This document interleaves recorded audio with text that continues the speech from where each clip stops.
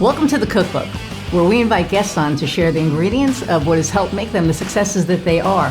All of it, the good, the not so good. You're not going to find anything half-baked here. And our kitchen gets messy sometimes. That's when the fun starts. So come on and join us.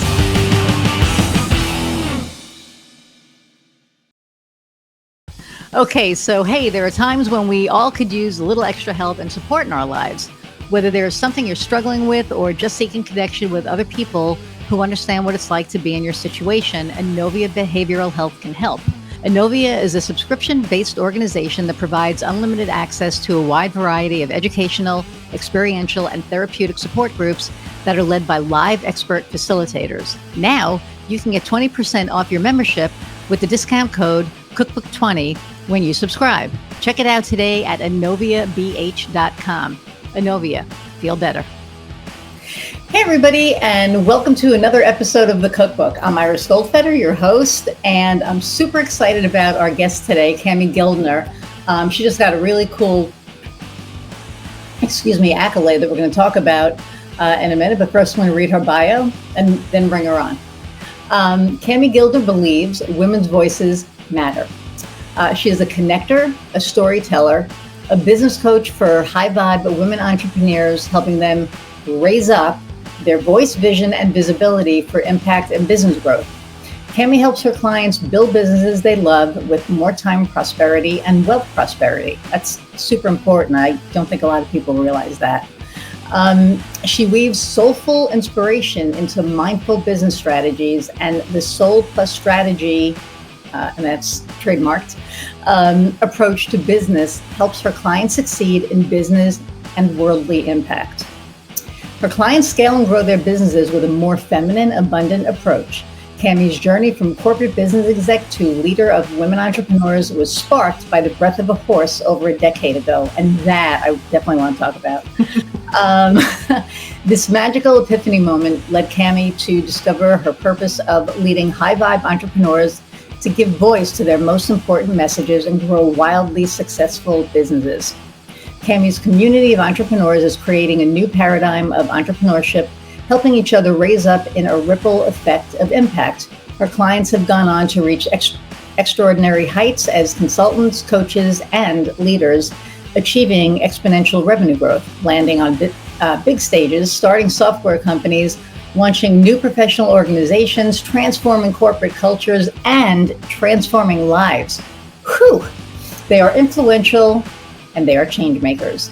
Cami is the founder of the Extraordinary Women Ignite Conference and host of the award-winning Extraordinary Women Radio TM, and they just became number 7 out of the top 30, so that is awesome. Cami is what I just finished reading that. She's the best-selling author of Fire Dancer, Your Spiral Journey to a Life of Passion and Purpose, and was named the 2020 25 Most Powerful Women in Business list by the Colorado Women's Chamber of Commerce. So, without further ado and any more reading, let's meet Cami.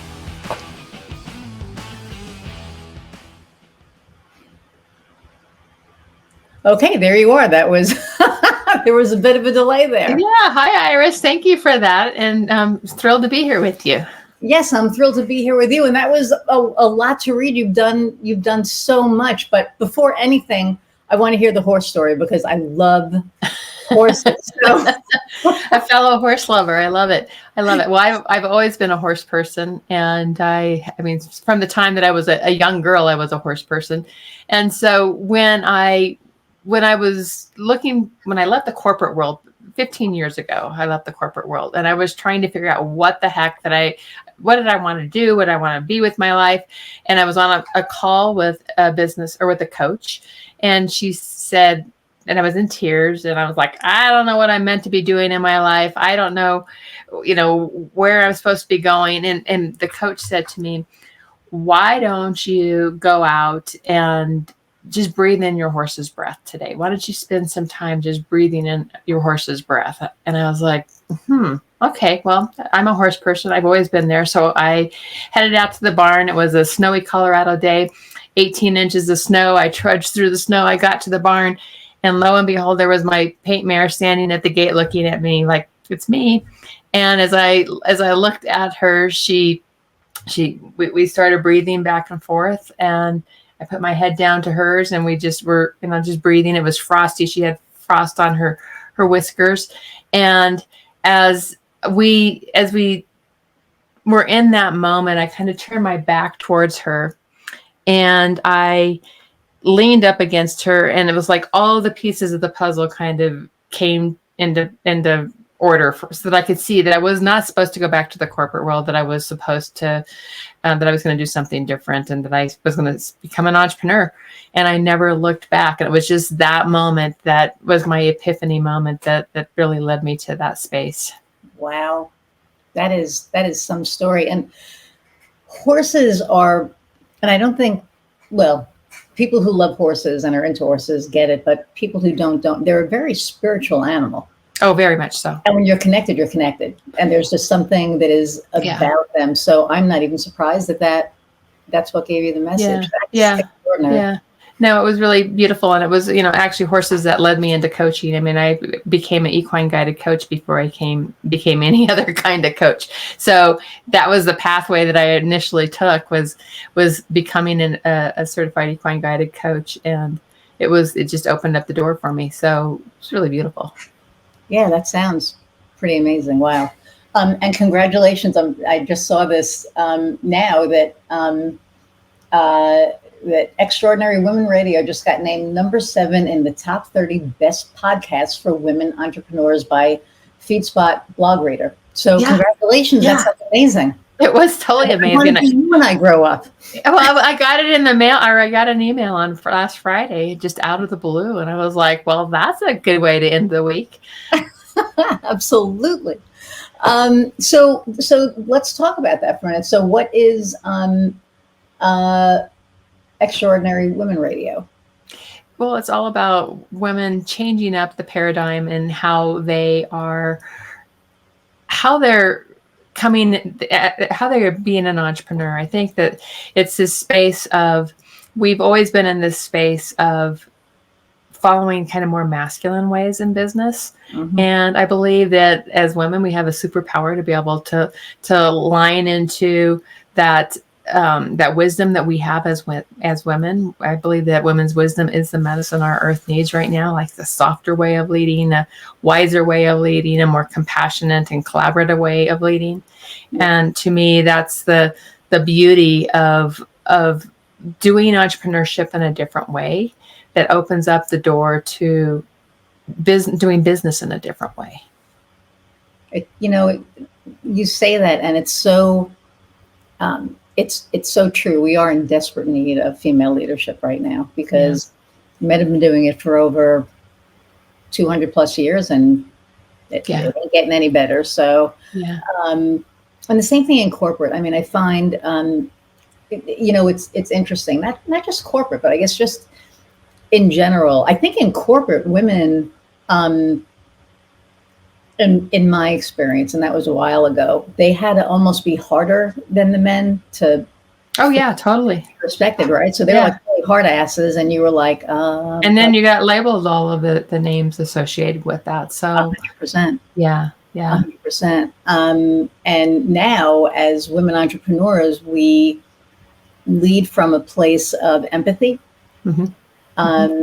connection, community. Yeah. I mean, we're not so concerned about the competitiveness. It's like, I always tell my clients, we don't even care about who your competitors are at this point. Really, I want you to focus on who you are at your very best and show up in that light of you. Mm-hmm. And that to me is just a much better way of building a business in that way. It's funny because I've spoken about this before, and I'm very spiritual. I have really strong connections, and the people that that have been coming into my orbit lately are, all, on that same path. And when it comes to the female entrepreneur, I think people mistake being empathetic and compassionate and all that for being weak. And it's like, we're probably stronger than like anybody out there. Yeah. We're not on a power trip. Yeah. I've had other marketers, on this podcast, and I do marketing, and I've had people go, "Oh my God, what's wrong with you? They're going to steal your customers." And it's like, what are you even talking about? This has nothing to do with that. This is about lifting each other up. And I love how you have, the raise up. And at the end of the day, that's what it is. It's all about lifting each other up. There's more than enough to go around. You don't have to be competitive. And Jacinda Ardern, who was the Prime Minister of New Zealand during COVID when all that was going on, they were like, well, she's a female leader and she's weak. Her country was like the first country that got out of everything because she did everything properly with compassion, with empathy. She was a strong leader, but a caring leader. And I think that we're in desperate need of that right now. Yeah. And it's our intuition is huge to bring to the table. I mean, from that perspective, if we can listen to our intuition and build businesses from an intuitive perspective, we are making decisions that are guiding us from a higher source, if you will. That whatever that looks like for you. It's like we get guided if we open up to it. And I think that's the difference, that as entrepreneurs, we can really tap into that inner wisdom. So it was really funny. I met with a client, a prospective client, about 6 weeks ago. And normally when I meet with somebody, I send a proposal out within 3 days. I do research, all the things. And I didn't. And it was weird because my gut, normally I get a yes or a no, and then I know which way to go. But this was really ambivalent. And I was like, it wasn't yes, but it wasn't no. And I was waiting to get some kind of a clear something. It was like, why are you messing with me? I need to know what to do here, right? So what that told me was that since it wasn't a clear yes, that it was probably a no. And I really dragged my feet on the proposal, and I almost wasn't going to send it. I almost was just going to send an email that said, in thinking about it, I don't think we're a good fit. So I think you should, and I didn't do that. And I didn't do that because I've never done it before. And I didn't feel comfortable doing it. So my wife was like, well, you did tell them that you were going to send a proposal, so you need to at least send a proposal. So I did. And it was maybe 8 days after. And the weird thing is that their event was on my birthday. So that was a whole nother, thing. But, and so I sent it and I didn't get it. They sent me an email back a week later saying we decided to go in another direction. And I was like, okay, good. And then I was release, right? It was released. And then for a minute, I was like, wait a minute, what do you mean you went with somebody else? But I knew that it wasn't, I knew that it wasn't right, but it was just a really weird moment for me because I've never had that. It's usually really clear. But what became clear was that if it wasn't a yes, it was a no. And if that happens again, now I know that I'm just going to send an email saying, thank you for taking the time and meeting with me. But I just don't think we're a good fit. And then she said, you can't run your business by your gut. That's not how it goes. And I said, but you're wrong. I said, that's the only way I can run my business. Yeah. She works in corporate, she works in steel. They're not going to go, oh, wait, my gut is telling me not to take it. They're working in steel. What are they going to do? And so she doesn't get that. But I am so in touch with that now that that's how I choose who I work with. Right? Yeah. Well, we work in such close relationship with our clients that our gut's going to tell us all day long if it's a fit or not. And it's definitely we have different kinds of choices we can make. Yes. Yeah. And that's the beauty of it. Right. And to be at that place to be able to make those choices, right? Because in the beginning, you have to take anybody, right? Which, and then you learn. Then you learn that the ones that your gut is saying no end up costing you more money than they brought in. So yes. Yeah. It's been a heck of a journey. So you were with corporate 15 years ago. What made you decide to leave corporate? Well, I got laid off. So that was part of the story, right? Was I got laid off. And I always say that was my best gift that I ever got. It was best gift was getting laid off. Second one was it was 2008 when there wasn't a lot of other VP of marketing jobs around. And then I lost my father about a month after that happened, which was, very such a big life transformation time when you lose a parent. And I slowed down. I took about a year and a half to really think about what did I want to do. And, that's where I was, so that day with the horse, I'd been doing a lot of work. I've been doing a lot of inner work, trying to figure out what the heck was I going to do next? Who was I? Really coming back home to me. And I think that's a big part of it was, right. I think I was coming home to me in a way that I could listen to that inner wisdom, because I don't think I could even hear that inner wisdom. Right when I left, my head was filled with all kinds of things and stories and that sort of thing. So, but I loved my corporate work. I mean, it had me going around the world. I got to, I had a lot of wonderful experiences that I get to even bring into my work today. Mm-hmm. And, so as a business coach, I'm definitely bringing in, the things that I learned from those 20 years in the world of corporate. And I also learned that growing a business is, very different than growing, being within a company and growing a business. Oh. And so I had a lot to really learn there. But I also know that that's the work that I, help my clients with today. So many of my clients left the corporate world behind and are growing their businesses now. So that experience was really invaluable to be able to help my clients in a way that I get the pathway they're going on. And then how do you turn that up? How do you turn that dial up? It's such a gift to be able to do that. Nice. Do you miss corporate at all? No. You couldn't get me back there. There's just like no. Yeah. But, it's a majority of my clients made that leap, that were former executives. They made the leap. And, and that's kind of my sweet spot is really helping them grow their businesses. That's awesome. And I have a couple of clients that are coaches that left very high profile corporate jobs, to start their own. And I'm helping them with their marketing. You're helping them with their journey. I'm helping them with their marketing. And it's a trip, like listening to both of them, because, one was I think the COO, forgive me, of Mercy Housing. Mm-hmm. The other was a CFO of Prudential. Mm-hmm. Mm-hmm. And it's so different, what makes their clients come to them is because they've been through it. So right. Same thing with you. I mean, you've danced that dance. Yeah. Yeah. I mean, we want to work with people that get our journey. Right. Oh yeah. Yeah. And it was funny because one of my new clients is a local kennel.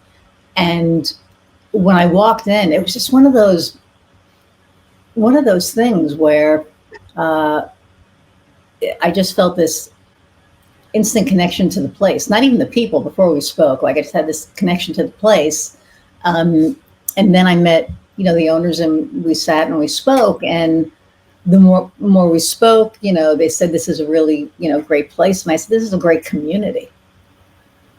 Yeah. She was like, oh, I never looked at it like that. And I said, and that's what it's about, whether it's for animals, for people, it's all about community. What kind of community, right? What kind of community can you build?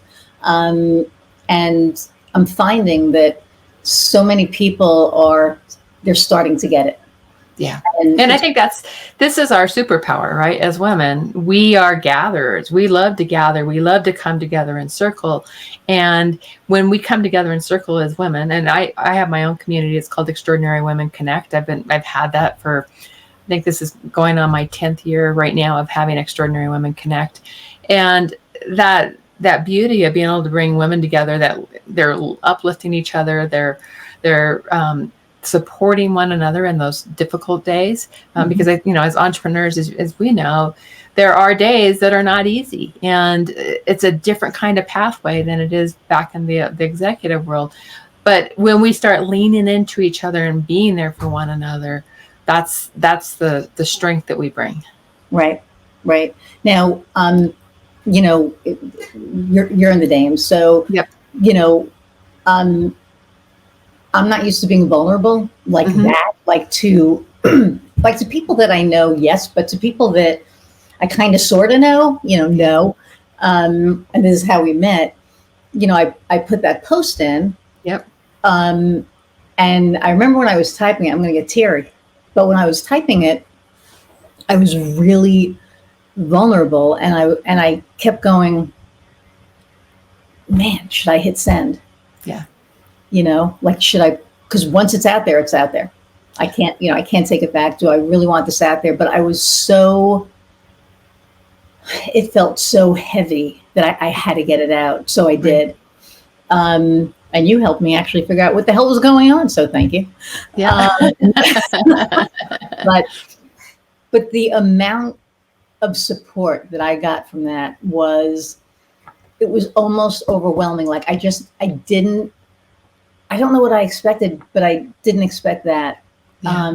And it was the most amazing thing. And I sent Megan a message after, and I, was like crying, thank you so much for building this community that helped me feel safe enough to share what I shared, because I don't, New Yorker, you're not supposed to be blah, blah, blah, whatever, and it was beautiful. But it was funny because when I told my doctor, I was like, hey, somebody went through the same thing I went through, and this is what she said. And she went, we should look at that. we didn't even think about it. Yeah. So yeah, it's so good to be able to have community to lean into. Even that was like not even work related, right? I mean, it was. Right. It was health, and then and I think that's another part is as women, as we get older, our bodies are shifting and changing, and the ahas that we can get from one another, I think, can be really powerful, and that's really what happened there. Well, yours was super powerful because after I read it, like I finally felt like, because I had no idea what was going on, and you made it make sense, and it was just like, oh God, if that's it, that would be like freaking amazing. And now I'm on the 6th week, and I have a follow-up with my doctor in 2 days, and I haven't felt this good, and I don't know how long. So thank you for that. Yeah. Well, I thank my functional nutritionist, because that was how I figured mine out. So yeah. It was pretty amazing, and then it brought us together. So that was totally like this whole. I know. Always gifts. I love synergy, right? I love when synergy happens. So, some of the people listening to this are people who are thinking about becoming an entrepreneur. Yeah. And, it's not, as we know, it's not an easy journey. So what advice would you give to somebody who's thinking about becoming an entrepreneur, either getting, leaving corporate, or if like us, because the same thing for me, it was out of necessity. I got fired, and so what advice do you have for somebody thinking about that? Well, I would start with, if you're still working, put the plan in place first. Make space to think about who it is you want to serve. What do you want to be doing? Put the plan in place. I've got clients right now that are in that space, and it's good to have community around you, and to go through those steps with someone who has already gone through those steps. I can tell you, when I started my business, I came out going, oh my gosh, I was a VP of marketing. I know how to do what I do. And so I definitely know how to market. So I didn't hire a business coach in the first couple of years of my business. And that was probably one of my big lessons, because as soon as I did hire a business coach, I found clarity. I found, I went down a pathway where I knew exactly who I wanted to serve. And every time I got more clear and more clarity around that, my business would grow. And so hire a business coach, I think, is a good tip for you to really think of. And, when you're thinking about that next step, wait, put all the pieces in place, and then make the leap. And if you've already, like me, I got laid off, which was always that good gift, then jump in sooner than later with a business coach, because they've been down that road, and they can just share so much wisdom with you and get you to that place much more quickly. Yeah, it took me 9 years. So I just hired a coach like at the end of last year. Mm-hmm. And I did it because, I mean, I was doing good. Like I tripled my business last year without a coach, which was crazy. Yeah. But I realized that I didn't have like any kind of an offer. Like I do what I do, but I didn't, to get to that next level and have an offering, I didn't have that. So we're working on that now, it's kind of funny because it's like all, like it's like based around like food phrases and stuff. So, and cooking. So, but I think you're right, because when you have a coach, and just like you, right, when you have a coach who's been there and can guide you, I think, so for me, it makes it more comfortable and safe because, she's gone through it, she's done her offers, and, now it's like we're building mine, and I know that I can completely trust that this is gonna be awesome. Like when this thing is done, I can't wait to show you. It's just going to be phenomenal. But I never would have gotten there on my own. I wouldn't have gotten there without the dames, to be 100% honest. Yeah. And you may have gotten there eventually, but it would have taken you much longer. And I think, yeah. And I think the other part of that is that there's business strategy on, where you should be when you're first starting your business, what kind of an offer you should have when you're first starting your business. And then how are you setting up the foundation for the next level so that you have a pathway with your customer journey. So getting into your client's mind, getting into your client's stories, you start to create this journey into where they're going. And once you understand that, you can build your offerings to really to match that. Right. And what's important about that is if you don't do that, you end up having too many products. And the reason I know that is because I had too many products. And so once you pull back and you find that clarity in where you're going, where you're taking your customers, and how you're serving your clients, you can really build a scalable business model. And you don't want to scale too early because you don't have the right foundation in place. But but there's an important place where you want to have your business ready to scale. And, so a coach can really see those places in your business that are the pivotal moments that, take you to the next level. Right. And that's where I'm at right now. So like we're all-in-one marketing solutions, and we do all the things. And basically, we're for the person who doesn't want to work with 20 different people to get all their marketing done. Right. So that piece is great. But I didn't have any kind of a program in place that, hey, we don't just do this, and this isn't the only way that we benefit you. We can also benefit you by helping you with this, and so that's what I'm working on is, what, besides the stuff that I'm offering now, because a lot of it is, production and, websites and all that, but I have a really strategic mind. And I haven't done any of the offerings on the strategy, and that's what we're doing now. Oh, good. And the great thing about that is I get to work in my genius, my zone of genius, which makes me feel amazing because it's like, oh yes, brain work. And then I can impart that on my clients and really kind of, help them get to their next level. And so I can't wait. Like I'm not allowed to, my coach is like, I know you, and you get excited and you're going to be like, this is coming. And she's like, no, you can't,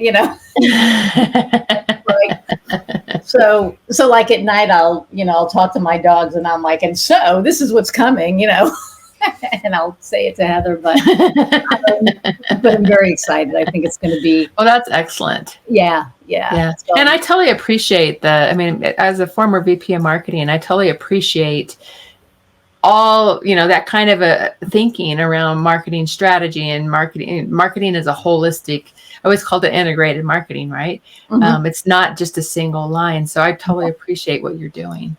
Thank you. Thanks. And it's, again, it allows me to, um, you know, work my zone where I'm the happiest. Yeah.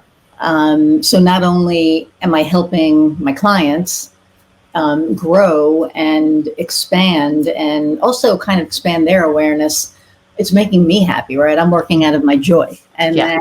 that, I don't think I've ever done that. Not that I Mm. don't enjoy what I'm doing, I do, but Yeah.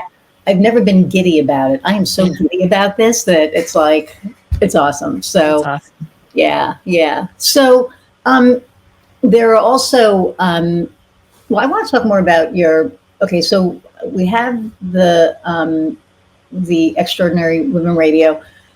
Um, Talk about your, I guess, your journey. Like, Mhm. so I know that, you know, the connection to the horse kind of got you going, but um, was it smooth? Did everything happen pretty quickly? Or was it something that, you really needed to kind of meditate on? Or, how did you? Yeah. I think this last, when I'm, I think 13 years into my business at this point, and it's definitely been my biggest spiritual growth that I've ever been on in my life. So I was not a spiritual being back in my corporate days. That just was not me. I wouldn't even have claimed that whatsoever. As I made this journey into being an entrepreneur, that was a big piece of it, was really learning to trust, to listen, to make space to meditate, to think, and all these sorts of things. But when I think about this journey, what happened as an entrepreneur, when I first took that leap, clients actually came to me pretty readily because I was on fire with my excitement and what I was going to be doing. And so I was a life coach, and I was working with executive women who were having this calling for something more.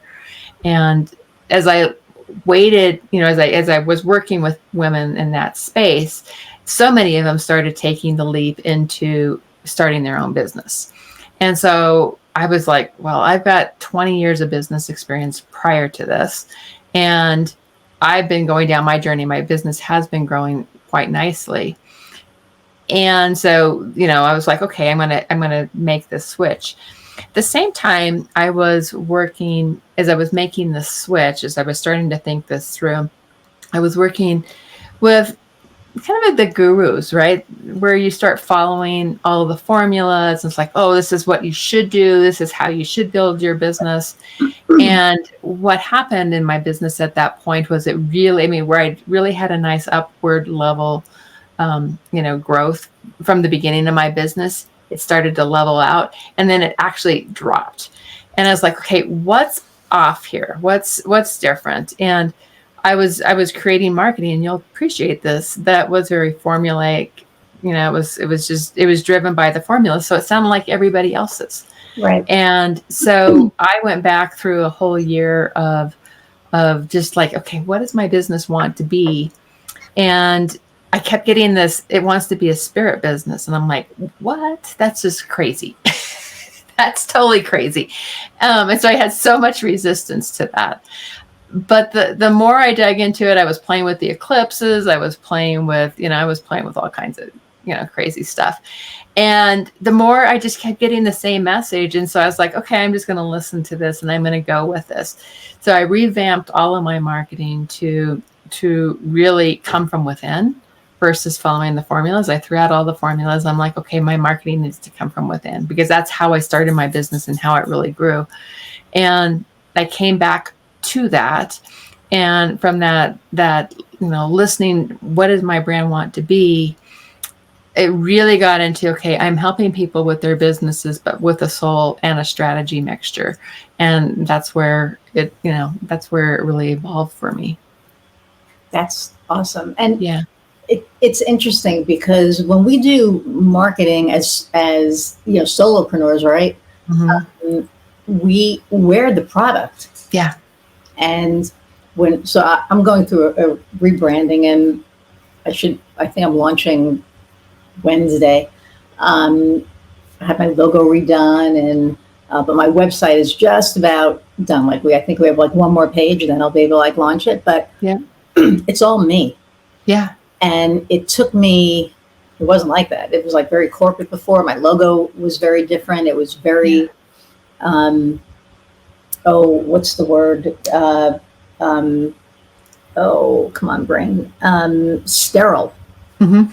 Mm-hmm. And that ain't me. I'm a little bit of rock and roll. I'm a little bit of, this and so I was like, okay, what do we do? So I went down to Charleston, had a photo shoot, had so much fun on that photo shoot. But it was weird because, when we do photo shoots, usually I'm on the directing end saying, okay, lean your shoulder down, do this, kind of smile, and they're telling it to me. And I'm like, fuck you lean your shoulder down, and it was pretty fun. There's a few of these, pictures in there that won't get to the website, but they're like, no, you should put one on there. And I'm like, no. But it took me a minute to look at that hero image and see me. Yeah. It's that was another big growth thing for me was, I was very good in the corporate world of putting other people to the forefront. I did speaker training. I did all the thought leadership work for our CEO. So, I was constantly putting other people onto the pedestal and putting them out to the front of the room. And I was very happy with being behind the scenes. And as an entrepreneur, you can't do that, right? I mean, and so I had to really get over my fear of speaking. I had to get over my playing small. And there was a point where I wrote my mission and vision statement. I spent a weekend working on that in a hotel room. And I came up with, I wanted to impact and raise up 1 million women around the world in their voice and their vision and their visibility and help them grow their businesses. And so when I looked at that 1 million women number, I'm like, I'm not doing this one person at a time. I've got to get over myself. And so I had to really do a lot of that inner work to like say, yeah, you can do this. And today I love stages, but at the, back in the day, I was just terrified of them. And so I had to learn to step into that light. And I see that a lot with entrepreneurs is, we're very good at putting other people up, but not necessarily ourselves. And that's why I'm so passionate about raising up women's voices and their visibility, because it makes a difference. It's how we can really take our business to another level. Yeah, no, I agree. And it's funny because I'm a musician and I've sung in front of like probably 5,000 people. And not that, it doesn't, it gets you, right? I always get stage fright. Like everyone's like, oh, you don't look nervous at all. It's like, I want to throw up before I go out every single time. Right? But once I'm out there, I'm out there. And speaking is it's so different because people are, you're not in like a club or in a venue where people are talking, you're doing your thing and people are talking. No, they're listening to you. They are, their attention is 100% on you. And that's daunting. Yeah. That is daunting. So, I bet. And I, finally got to the point now I'll do presentations and I'm just so comfortable with it. I still get nervous, but I've hosted 9 years of a 3-day event where I'm on the stage for 3 days. And so you get over it. You're just like, okay, this is, and it just becomes part of who you are. And it's us really stepping into our light. And I think that's the biggest part of it, right? Is like really starting to own our light and embody who we are as women. And I think this is some of our superpower as women is that we've got this fire inside that, we can turn it down or we can turn that fire up and we can really show up and be who we are in such a powerful way. And that's the excitement that's how we create movements. So I always say that if you are in the space of, okay, you can turn up your confidence and you can that's still a bit of projection, right? We're not really fully embodying who we are as leaders, just by turning up the confidence. Right. But if we turn up that light inside of us, we are embodying our leadership, and that's really how we can show up and light up, what we can get people excited about the movements that we're carrying forward into the world. I love that so much. And you said something earlier about the inner work. Mm-hmm. I think that it is so important. I did some soul work with Jennifer Urezio. Mm-hmm. Yep. She spoke at my conference a few years ago. Oh, did she? She's such a force. And when we were doing the work, and I had to look, I don't think I've ever looked that deeply inward before. Uh-huh. I've been doing spiritual work, I guess. And is this like an entrepreneurship thing? Because I swear it was like, I think it may be. I mean, I do think so, because it's how we evolve. It's how we are stepping into our light, is by doing that inner work. Yeah, because my spiritual journey began. I mean, I've always felt things my whole life, but I've always suppressed it because it's scary. Yeah. I don't want to know things that are going to happen, and I don't, all that. And then in 2020, we moved to this house, and things were happening in the house, but I was pretty much told at that point that I needed to step into my spirituality and not suppress it anymore, and just kind of own it. And it was scary. It was scary. It's ongoing. My mindfulness coach is like, did you meditate this week? And I was like, I did. I actually did once. This week I did it twice. It's hard for me to shut everything off. And I know that you don't have to shut everything off. Yeah, that's part of it. To get, in that zone sometimes, with the two dogs. I really don't have a lot of quiet space here. I've actually learned to kind of tune them out a little, which is part of my superpower now. Is, when I'm doing my thing, if they're barking, I'd be like, okay, they're barking, just, get back to it. So I'm really working on that. But just as Jennifer said, stepping into my power and owning my power and being able to say the word power. Like when I first started working with her, I was like, my stuff. And she's like, your power? And I went, yeah. She goes, say it. And I was like, said, I did. She said, no, you said your stuff, say power. And I said, but I did. She said, say fucking power. And I said, fine, fucking power. It's like, okay, I said it. And then I was like, oh, power. Okay. And then I owned it. And it's just been so different. It's so different since then, but I laugh at that. She's like, say it. And I'm like, okay. That's hilarious. That's a great story. Oh, she's so amazing. I have her book here, a little book of prayer. Uh-huh. And I've been reading a couple each week. I love her to death. She's just really, really awesome. But yeah, she was just so funny with that. And I was like, oh, okay, fine. So then I said to Heather, I'm embracing my gifts and my power. And she goes, okay, power. So you're a superhero. And I said, maybe, but I got to own it. So I'm owning it. But so there are, also seasoned entrepreneurs that listen to this, right? And we all go through stuff, right? We all go through, something. So what's an obstacle that you've overcome? Yeah. That's going through. Well, I think I've hit on it a little bit as far as there's putting too many things on our plate and really looking for, and one of the words that's really important to me right now is time prosperity and wealth prosperity. So time prosperity is not only white space on your calendar, but it's energetically how we show up as we move between different things in our life. That we're not rushing, we're not hurrying to get someplace.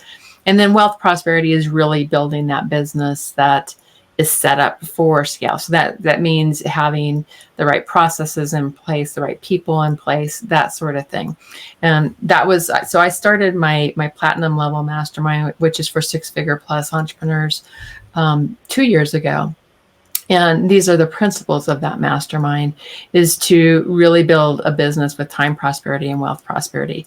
And to do that, it's really about building smart business models. So it's, and we talked a little bit about that earlier. It's like, how do you set up that foundation for scale? Mm-hmm. And it's an ascendable, it's clear, and who I actually call it a smart business model. So it's simple. It's one marketplace. It's who you're serving. M is the market is really clear who you serve. A is it's ascending. It's, it's a pathway that you're helping your clients in their customer journey. R is repeatable.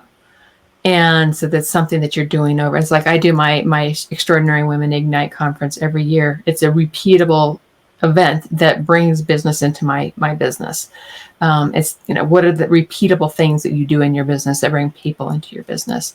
And then T is time prosperous. You're leaving white space on your calendar so that you actually can think, right? So that, because we can't outsource our leadership of thought.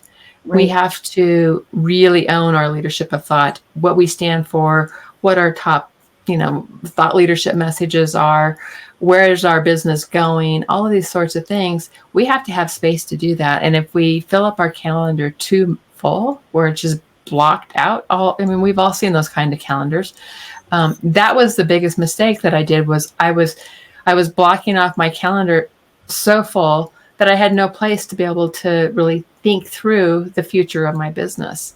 And so that was the big transition I made several years ago, where it's like, okay, how do I do this in a way? I have 2 mastermind programs. That's their group. They're how I serve my clients. I have a very it's an ascendable model. All these things are an important part of how I grow my business and set it up for scale. That is, I like that a lot. And, I think it's, a lot of entrepreneurs are so busy working in their business that right. we don't work on our business. Right. And I finally, hired an EA, mm-hmm. Virtual, and it was like the best thing I ever did, because now, the little things that, take up a lot of time, I don't have to do anymore. And I've found that I do block time off for me now, to be able to sit down and think about what my next step is, what the next stage of this is going to look like. Yeah. And, my biggest thing lately has been, how can I better serve my clients? Right.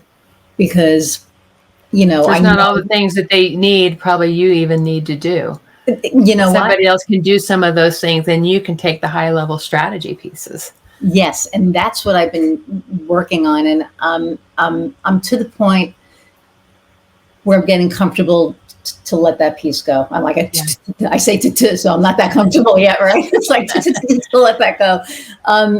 It's really hard when, you're the product and the people want to work with you. Yeah. To say, okay, you're going to be working with me for this piece, but this piece I'm letting go. My wife laughed because she actually printed off my autoresponder. When you email me, you get an autoresponder saying, hey, I'm not in my inbox as much as I was. So she printed it off and she shows it to everybody at work and goes, well, this must be nice to be able to, do this, because she doesn't have an assistant where she is. And I said, you're making fun of that and you're teasing me on that, but that's how I'm getting to the next level, because you can't get to the next level and otherwise you become the bottleneck, right? Yes. Well, I was becoming the bottleneck, right, because everybody wanted, this, and as a podcast, I'm the one who, schedules the podcast, and I'm stepping away from that piece. And, I said to my assistant today, I'm like, okay, I'm going to let my calendar go now.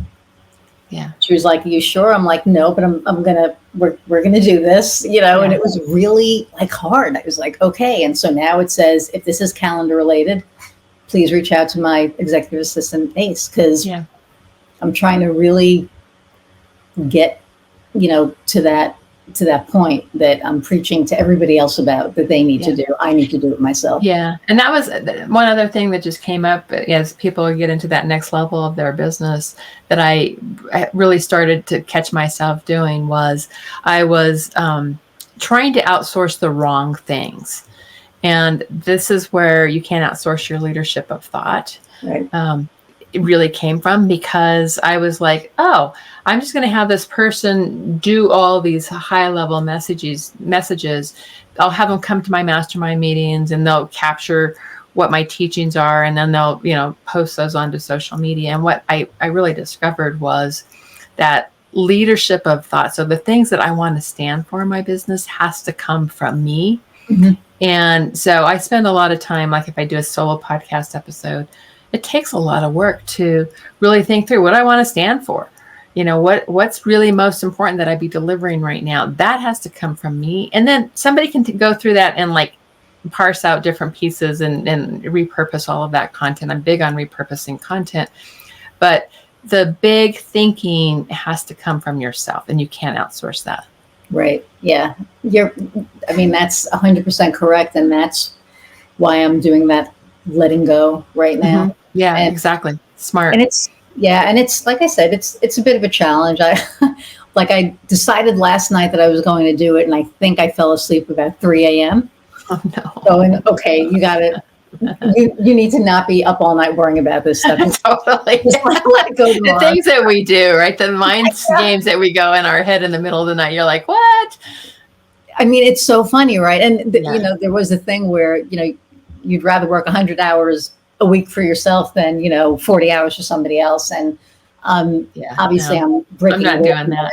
No, I'm not doing that either. Yeah. Anymore. But no, I keep cutting back, and I love seeing that happen on my calendar. Yeah, and I'm working on that. Like my calendar looks a lot better than it did. Like the last 2 months was insane. I mean, I would look at my calendar on Monday and be like, holy shit, are you kidding me? Like, why didn't I leave any? But I said, here, schedule time on my calendar, and then there you go. That's really smart to turn that off and turn that over to your EA. So this way she can schedule it. We've had a conversation this morning about what times I need to keep open for me. So don't schedule that there. And, and I'm still looking at that, what I want to do with that, but I'm taking the steps, and, I'm excited that I'm at the point that I can do that, because there was a time that I couldn't. Yeah.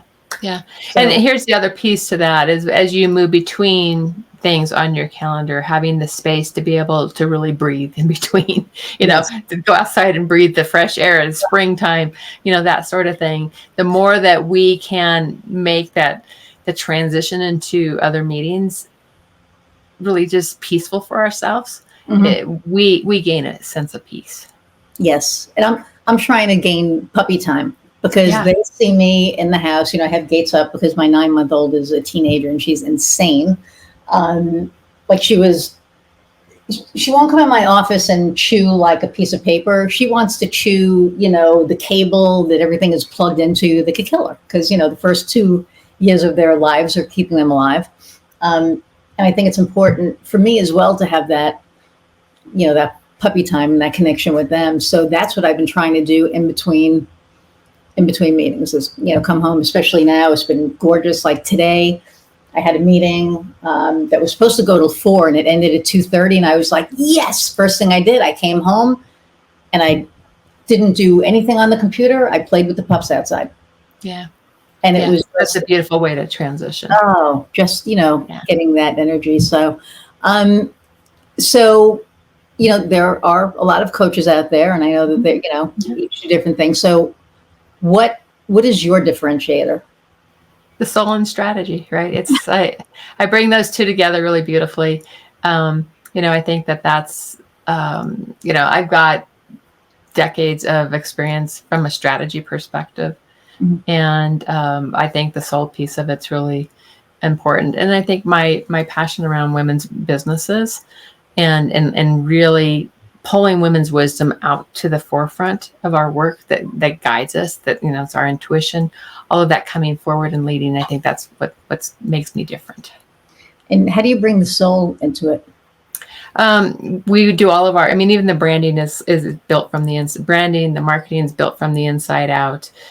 So who are you at your very essence? That clarity in who you are. How does that fit into your brand? How does that tie into your brand? Letting it really flow from the inside out. That's beautiful.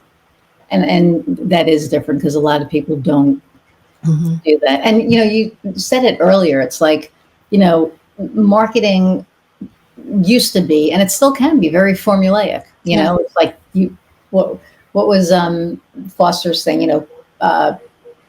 Place, price.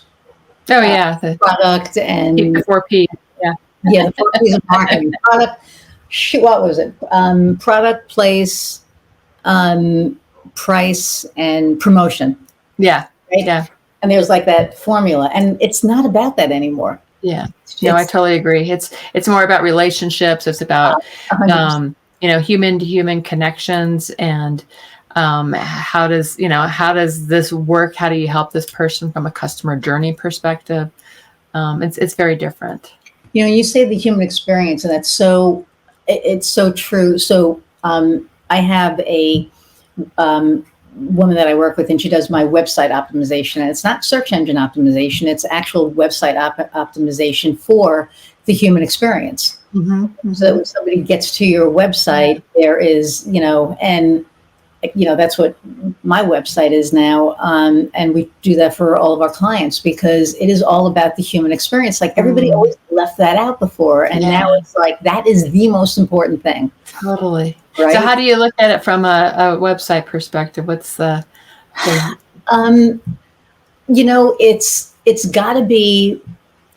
got to flow right. And everybody who gets to your website has to be able to have the same experience. Yeah. So somebody who's disabled, somebody who may be colorblind, somebody who may be, you know what I mean? Yeah, yeah. So it's kind of the user interface or the user experience. Experience, yeah. So I go back to the software industry, right, where we hire people to come in and help us with the user experience of our software. But that's it, because there are so many websites out there that aren't user friendly. They don't have that human. And the other part of the human experience is being vulnerable enough to let people see you. Yeah, totally. And I go to a client's website, I'm like, where are you? You're not on the website. Yeah. I know. I thought this was somebody else's website. And that used to happen to me. They were like, that's you. And I would lose clients because of that fact that, that's not you at all. And I went, oh, crap. And now, the kennel was interested in working with me because they went to my website. And they saw you. And they saw me. And they felt the energy of you. And they're like, God, I want to know who this person is. And they were drawn into you. Right. 100%. And that, that's the human experience. And that's what we do for our clients. Yeah. Is we make sure that their website has that. That's awesome. Connection. So, yeah. Well, this has been amazing. We're almost at an hour. It goes so fast. Totally. Because I could talk to you for like another 2 hours easily, more, whatever.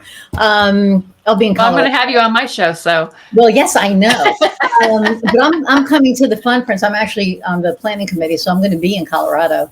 Oh, cool. When is it going to be? October. Okay. 4th through the 8th, I think, or the 4th through the 7th, or something like that. But yeah, I'll be there. We'll be in touch anyway. So, so hang on 1 second. I'm gonna. Oh no! Before we go, I always ask this question, the last question, and it is, what lights your fire? What lights my fire? Nature. Especially spring in nature in spring. I'm so excited to have spring. We're just barely starting to see little green sprouts of grass popping up right now. We've had a really long, cold winter this year in Colorado. And so I am super excited about spring. The energy of it just lights me up, and I feel the lightness of it. Yeah. It makes everything's coming to life, right? Yeah. So it's, I agree with that.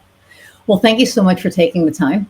Thank you, Iris, for having me here. With me. Yeah, absolutely. I'm going to say goodbye, and I'll be right back.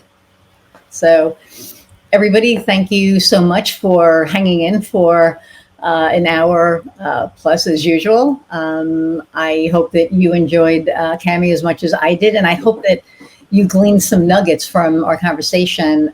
If you have, please share, like, subscribe. When you subscribe, you get a notification that a new episode is out. I also want to thank our sponsor, Inovia Behavioral Health. If you go to Inovia Behavioral Health /subscribe and put in the code Cookbook20, you'll get 20% off your subscription. So thank you, Inovia Health, for sponsoring us. And you all, spring it's sprung, it's starting. The buds are starting to come out on the leaves. It's my favorite time of the year. I hope that you have an amazing week and go out and find what lights your fire. See you next time.